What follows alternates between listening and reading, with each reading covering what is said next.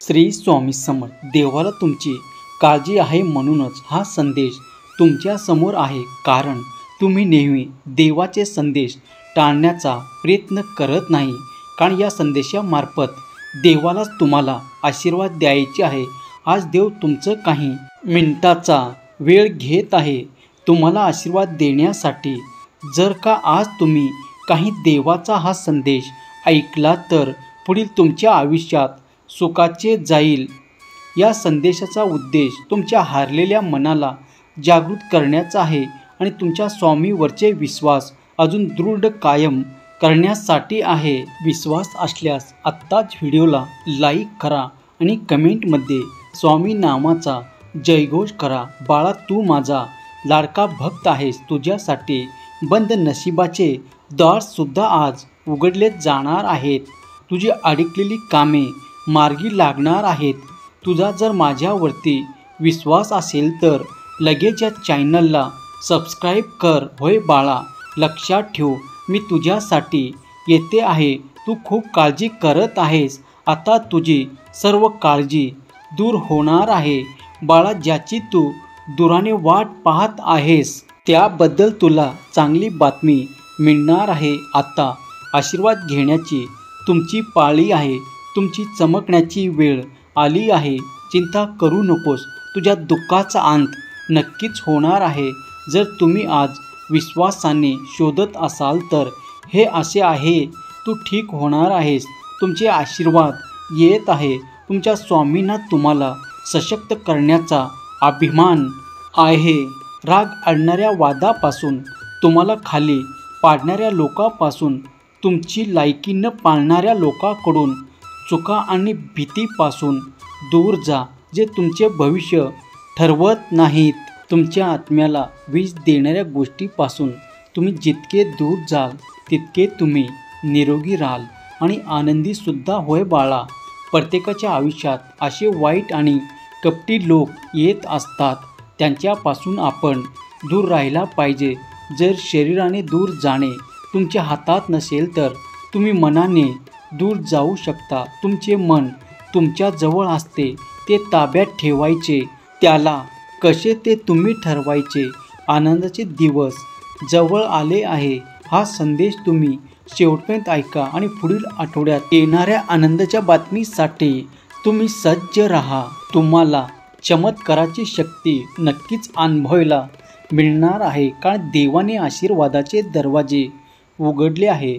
देव तुमच्यासाठी काम करत आहे. बाळा, आपलं घर म्हणजे अशी एक पवित्र जागा जिथे प्रेम, आपुलकी आणि शांततेचा वास असायला हवा. आपलं घर असं सुरक्षित ठिकाण असते जिथे आपल्याला मानसिक आणि भावनिक आधार मिळत असते. पण हल्ली घरातील तणाव वाढताना खूप मोठ्या प्रमाणात दिसत आहे.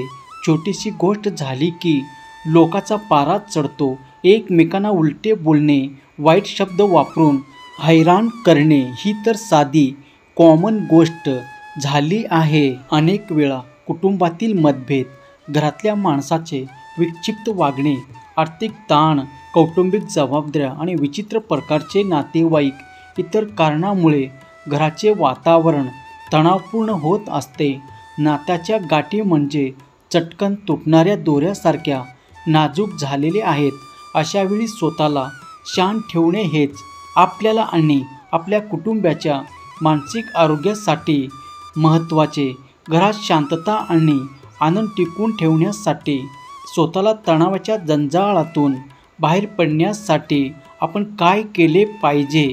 सर्वप्रथम स्वतःच्या भावनांवर नियंत्रण ठेवता आले पाहिजे. कारण तणाव आला की माणसाची सहनशक्ती हरवते आणि मग त्याचा परिणाम थेट त्याच्या वागण्या बोलण्यावर होत असतो. जर घरातील वाद किंवा तणावावर लगेच प्रतिक्रिया दिली तर परिस्थिती अधिक बिघडू शकते. म्हणूनच स्वतःच्या भावनांवर नियंत्रण ठेवणे आवश्यक. एखाद्याचा राग आला तरी चटकन शब्दाचा भीडमार करू नका. मनातल्या मनात म्हणा की अरे बाबा, थोडं थांब, आधी समजून घे. काही वेळा चक्क डोक्यावर पांघरून घेऊन झोपी जाणं सुद्धा चांगलं. म्हणजे चिडचिड होणे कमी. रागाच्या भरात कधीही कोणतीही मोठा निर्णय घेऊ नये, नाहीतर हात चोळत पश्चाताप करत बसावा लागतो. भावना म्हणजे वाऱ्यासारखे असतात, त्या येतील आणि जातील.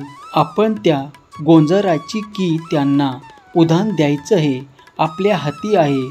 खूप राग येत असेल तर आधी खोल श्वास घ्या आणि काही क्षण शांत राहा.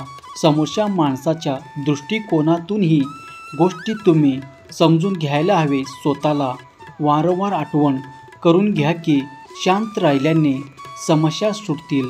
बोलण्याआधी विचार करा, कारण कठोर शब्द नंतर पश्चातापाचे कारण होऊ शकते. होय बाळा, जिभेवरती आवर घालायला पाहिजे, कारण भांडणात सगळ्यात जास्त नुकसान बोलल्यामुळे होते. बोलताना जिभेवर आवर घाला तरच सगळं चांगलं होईल. संवाद साधत असताना शब्द मोजून वापरा, नाहीतर समोरचा दुखावला जाईल. तेवढेच महत्त्वाचं, समोरच्याचा राग ओळखा आणि त्याला अजून उचकू देऊ नका. कोणतीही गोष्ट जर तुम्हाला चांगल्या पद्धतीने हँडल करायची असेल तर शांत राहा. स्वतःला सतत दोष देणे किंवा इतराच्या चुकीमुळे त्रास करून घेणे तुम्ही टाळा. सकारात्मक विचारांना स्वीकारा आणि तणाव नको तिथे बळजबरीने ओढून जाऊ नका. स्वतःच्या भावनांना शब्दबद्ध करा, डायरी लिहा किंवा एखाद्या जवळच्या व्यक्तीशी मनमोकळेपणाने बोला. जवळची व्यक्ती म्हणजे अशी व्यक्ती नाही आज रडून करून ऐकून घेईल आणि उद्या हसून आपल्याला त्याच आपल्या जखमेवरती मीठ चोळत बसेल. घरातील वातावरण आपल्याला पूर्णपणे नियंत्रित करता येत नाही, आपण स्वतःला मात्र नक्कीच नियंत्रित करू शकतो. वादाच्या प्रसंगी नकारात्मक भावना न बाळगता सकारात्मक विचार ठेवा. इतराच्या शब्दांनी किंवा कृतीने सहज दुखावले जाणे टाळा. आपली शांतता टिकवण्यासाठी काही वेळ एकटे राहून विचार करण्याची सवय लावा. तणाव टाळण्यासाठी नियमित योग आणि ध्यान करा. कधी कधी शांत राहून सगळं बाजूला ठेवलं की काही गोष्टी आपोआप ठीक होत असतात. म्हणून शांत राहा आणि शांत राहण्यासाठी नामस्मरण करत राहा, कारण जो व्यक्ती नामस्मरण करतो त्याला त्याच्या आयुष्यातले बरेच प्रश्न हे सुटलेले असतात. सहमत असाल तर होय देवा मी सहमत आहे असे टाईप करा आणि हा संदेश आपल्या प्रियजनांना शेअर करा. जय शिवशंकर, नमामि शंकर, शिवशंकर शंभो. जय गिरिजापती भवानी शंकर, शिवशंकर शंभो. श्री स्वामी समर्थ. धन्यवाद.